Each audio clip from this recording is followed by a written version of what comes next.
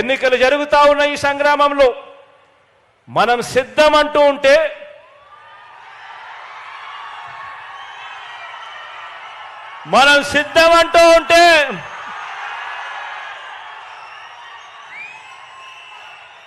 మరో వంక బాబు భార్య మా ఆయన సిద్ధంగా లేడు అంటోంది.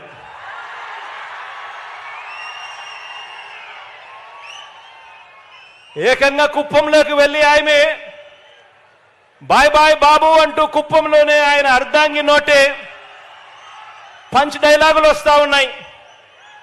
మరి ఇలాంటి ఈ బాబును ఎవరు సమర్థిస్తా ఉన్నారు అని అంటే ఆంధ్ర రాష్ట్రంలో ఉన్న ప్రజలు సమర్థించడం లేదు, చివరికి కుప్పంలో ఉన్న ప్రజలు కూడా సమర్థించని పరిస్థితి.